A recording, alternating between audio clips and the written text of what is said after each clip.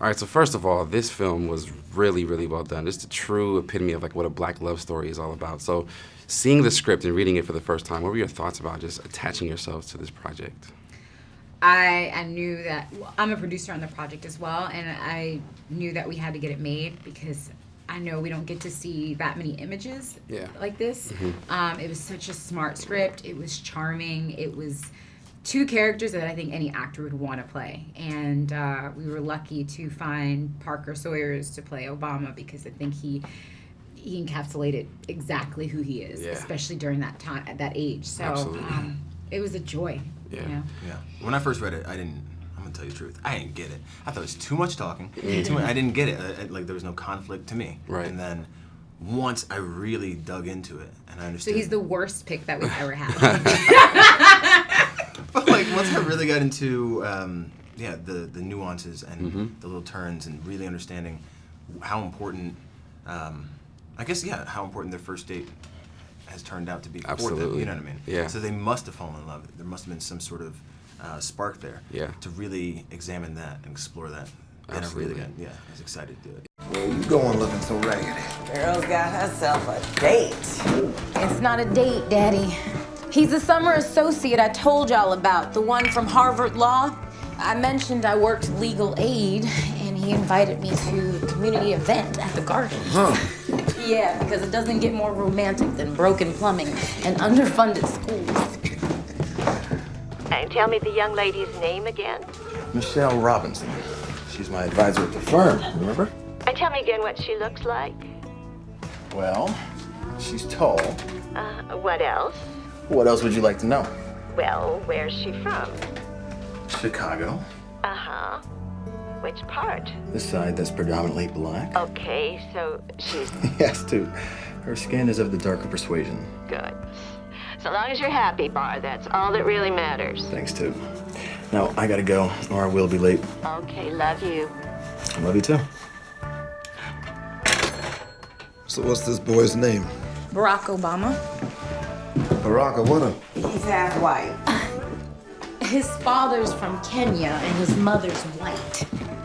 So, why isn't this a date? We work together. It's inappropriate. Maybe, but you are spending the day with him. Yeah, the meeting sounded interesting.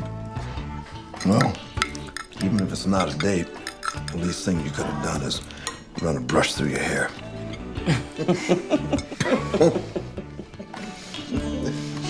You look real nice, Mish. When you're portraying characters that everybody can see every single day, there's so much room for criticism because they're like, well, that's not how really she is. She doesn't talk like that. So when it comes to studying these characters and studying who, essentially is the president and the first lady, what kind of preparation did you do in research? Yeah, I mean, for me, it was about, getting her. One, it was about not imitating them and getting the essence of them. But also it was about, for me, her voice, making sure if you closed your eyes, you heard her. You know what I mean? And some of her mannerisms, and then also just the confidence and the heart that she has and the passion. If you watch that DNC speech, I felt like I played her like that. That was pre her. I did it right, Right. So, I think that for me, that was about getting that right. Yeah. I mean, the mannerisms, the subtle mannerisms were really incredibly well done. I mean, what were your? How did you prepare for the role? I mean, I'm a pretty good mimic anyway, and I pick up on cues. I don't know, naturally, and so just watching him and there's a video of him when he was 29 years old. In his hands, in his pocket, out of his pocket, in his pocket, it's a minute and a half. Yeah. And he really did that. Wow. And he's very, he stood up straight. Yeah. Whatever. So just picking up on those cues and dialing back from the modern Obama to a 28-year-old who a little lighter on his feet and he's excited to be out. And it's private. I just played the character, I guess. Well, you did a really good job, and really, really Thanks, well done. I had a chance to sit down and talk to Cicely Tyson one time, and she said that she always didn't have the luxury to choose roles that she just wanted to play because she knew she had a responsibility to portray herself in a way that would uplift our community. So when you attach yourself to projects such as this, what are some of your thoughts about just the future, the legacy that you're leaving behind for people to see?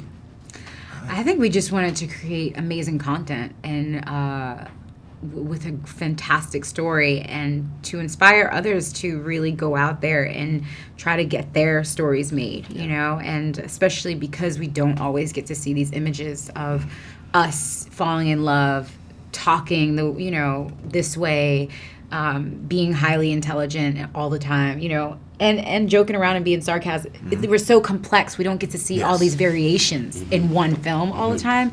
So I think the legacy of just being proud and inspirational. Yeah. You know, being inspirational. For sure. Well, thank you guys for your time. Thank you so much. I look forward to more from the both of you. Thank you. Thank you. That legacy and that concept. And then the responsibility for him to hold it together, which he's had some difficult moments. We all do. Right. But that is the point. What do you do if you take a hit? Do you get back?